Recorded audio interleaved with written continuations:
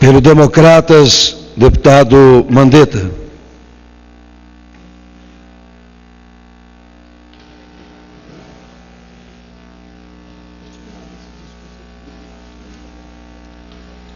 Presidente, deputado Isalci, minha nobre deputada do Democratas, que coordena para Democratas o tópico educação e autora do requerimento dessa audiência pública, deputada Dorinha. A presidente da Federação Nacional das Escolas Particulares, da FENEP, senhora Amable Pássios, enfim, demais deputados que são consignatários dessa audiência pública. Senhor presidente, o dia 15 de outubro é um desafio todos os anos. Nesse ano, particularmente em que, recém-saído das urnas, recém-saído dos debates que renovaram esta casa, escolheram os seus parlamentares, sendo um testemunho vivo da condução dessas políticas sociais, entre elas a educação, percebi em todas as falas de todos os candidatos, de todos os partidos, ao pedirem votos, que iriam dedicar os seus mandatos à saúde e educação. Quase um mantra repetido a todas as pessoas em todos os municípios e quinhões desse país. E devo dizer que se esses compromissos feitos nas urnas e que trouxeram para essa casa uma nova Câmara, que renovaram 1/3 do Senado, que elegem todos os governadores do Brasil e que elegerá o novo presidente do Brasil, se eles forem cumpridos, eu serei muito otimista com relação ao futuro da educação no Brasil. Mas, se forem apenas palavras, se forem apenas discursos vazios, se tiverem dissociados de ações, aí nós continuaremos com os nossos 500 anos de atraso. O Plano Nacional de Educação, que agora vemos o governo, a base do governo, dizer como uma conquista do governo, foi um plano que sofreu aqui dentro desta casa todo tipo de obstáculo por parte do governo. O veto aos 10% da educação só não ocorreu pela mobilização da educação. A educação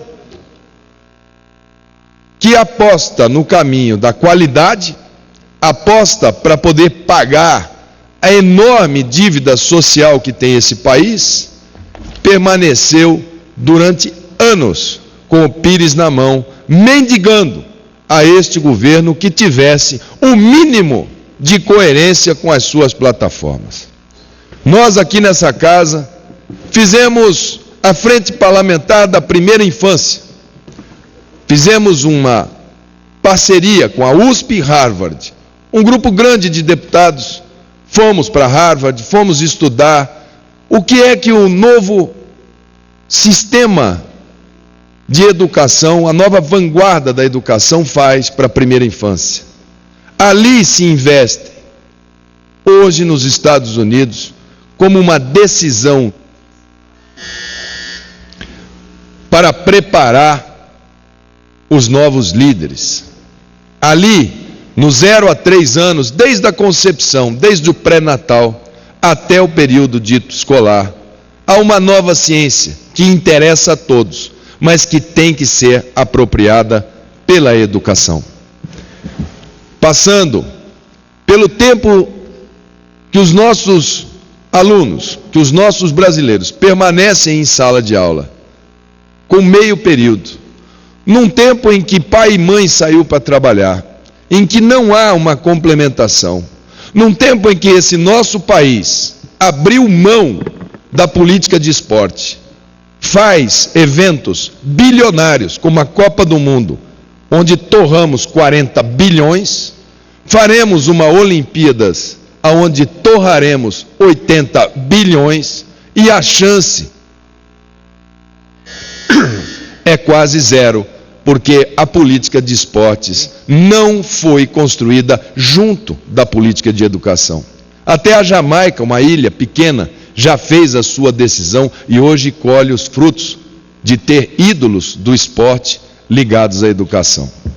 Quando, no pós-guerra, a Alemanha foi analisar o porquê um líder manipulou toda uma nação, concluíram que ele havia manipulado porque centralizava os recursos, porque tinha o sistema tributário na sua mão, porque tinha uma máquina de propaganda e que atuou em cima da educação, porque havia instrução, mas não havia cultura de valores. O nosso país assiste ao esvaziamento das matérias de filosofia dentro do nosso ensino. Nosso país assiste a uma manipulação grosseira dos números da educação, aonde somente o mérito, somente a oferta generosa de oportunidades transforma pessoas e pessoas transformariam o nosso país.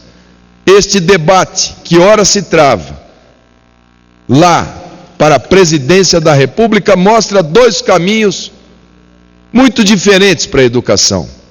Um caminho representado pelo atraso, pela inclusão de material que não diz respeito à educação dentro do ambiente da educação.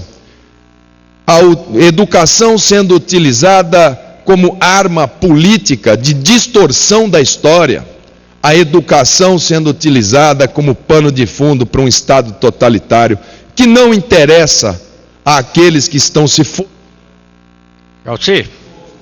de amanhã. E um outro caminho, aonde a educação sinaliza como uma vanguarda, como um Estado que premiou o mérito e ao mérito valorizou o seu magistério. Eu fico com o segundo Estado, eu fico com aquele que mostra um novo ar, um novo caminho para o Brasil. Lá das minhas lidas, o grupo Educadores, que me apoiou, que fez comigo a campanha, solicita e exige do meu mandato recursos para educação e valorização do magistério. E a professora Dorinha continuará propondo, como propôs no Plano Nacional, as emendas que valorizam o magistério, dão condições de trabalho para os professores e transformam o nosso país no mérito. De qualquer maneira, fica o desafio para a nossa geração e fica o parabéns a todos os mestres e professores do Brasil.